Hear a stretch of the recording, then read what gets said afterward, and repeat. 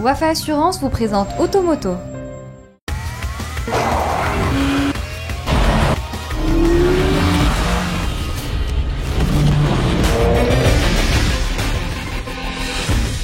Bonjour à toutes et à tous, je vous souhaite la bienvenue dans Automoto. L'émission d'aujourd'hui est entièrement dédiée aux nouveautés du Salon Auto Expo 2018 qui se tient du 10 au 22 avril sur le terrain de l'ancien aéroport Casa-Anfa.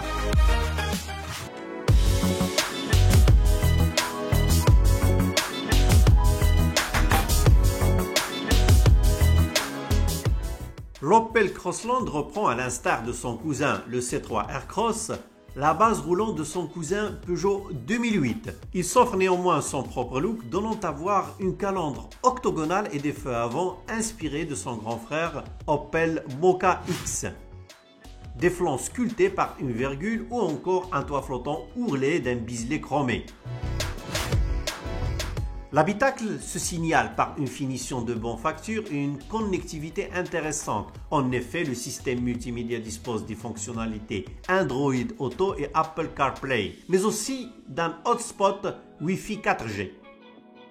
Nouveauté salon, c'est le Crossland X. Il y aura d'autres nouveaux modèles, mais qui seront lancés prochainement. Mais le salon, pour nous, c'est tout d'abord la présentation de la gamme, puisqu'on a repris l'activité. Donc, c'est de présenter la gamme Opel. Donc nous démarrons par la voiture particulière et on va essayer de la compléter par d'autres modèles d'ici la fin d'année. L'Opel Crossland X peut aussi compter sur les motorisations de ses cousins français, à savoir son 3 cylindres 1,2 litre essence et son 1,6 litre Blue HDI décliné en deux niveaux de puissance, 99 chevaux et 120 chevaux.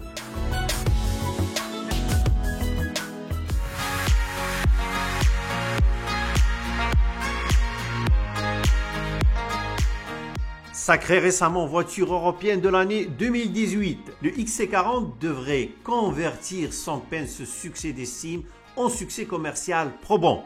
Pour se faire une place au soleil, le séducteur suédois reprend notamment l'essentiel des attributs physiques des très appréciables XC60 et XC90. Signature lumineuse en forme de T, blocs optiques verticaux à l'arrière, présentation intérieure typiquement scandinave, aussi élégante qu'épurée, arsenal technologique de haut vol, j'en passe et des meilleurs.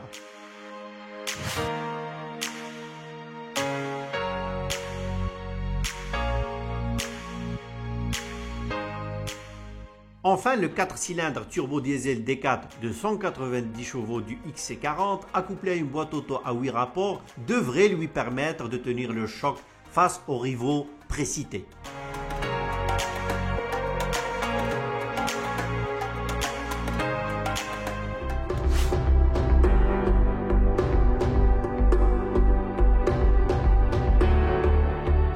Affichant 4,86 m de long, l'Arteon ne paie en aucun cas ses lignes racées et son pavillon fouillant.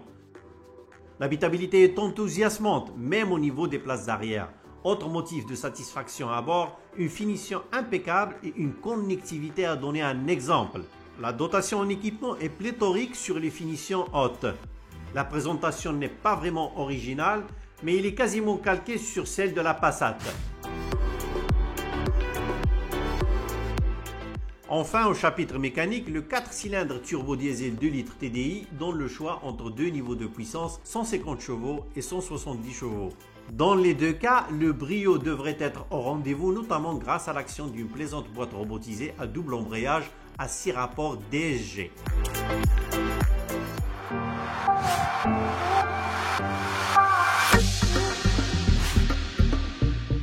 Forte d'un look racé, d'un capot plongeant, d'une ceinture de caisse haute et d'un pavillon fouillant, cette troisième génération de la grande berline coupée de Stuttgart affiche un excellent CX de 0,26. Calqué sur celui de la classe E, à qui la CLS doit sa plateforme, la planche de bord dispose de deux écrans juxtaposés. Si Mercedes propose une avalanche d'équipements, il faut se servir dans le gros catalogue d'options pour dégoter les plus avant-gardistes d'entre elles. Évidemment, tradition oblige, la finition intérieure est aux petits oignons et la dotation technologique fait figure de leçon assénée à la concurrence. Question mécanique, les deux blocs diesel qui animeront la voluptueuse berline coupée à ses débuts, à savoir la 350D de 286 chevaux et 600 Nm et la 400D de 340 chevaux et 700 Nm, devraient lui garantir des performances tout à fait honorables.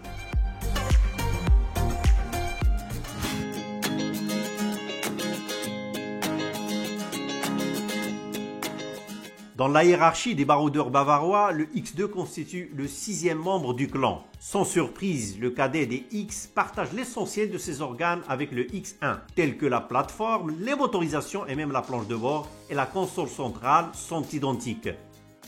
Il se signale néanmoins, esthétiquement parlant, par sa propre personnalité et des traits de caractère plutôt racés. Il interpelle d'emblée l'observateur par son design inspiré, ses boucliers avant et arrière plus ajourés et ses épaules musclées. Il se paye même le luxe de porter des logos BMW flanqués sur les montants arrière.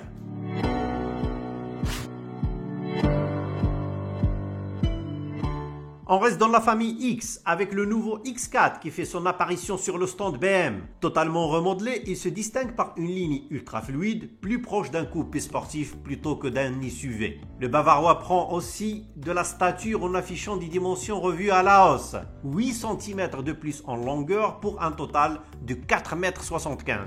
La partie intérieure reprend le mobilier du nouveau X3 à l'image de la planche de bord et de l'écran tactile central de 10 pouces. Nous avons une offre pléthorique, ça va des berlines en passant par les 4x4. En termes de nouveautés, on vous a parlé du nouveau X4, donc c'est le coupé BMW du X3 qui vient compléter la gamme. Question motorisation, le BMW X4 offre le choix entre 3 blocs essence et 4 diesel qui s'accompagnent tous exclusivement de la boîte automatique à 8 rapports et de la transmission intégrale X-Drive.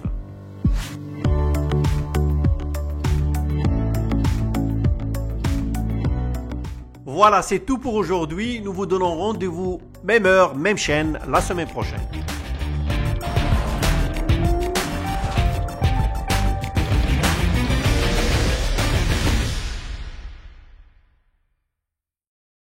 Automoto vous a été présenté par Wafa Assurance.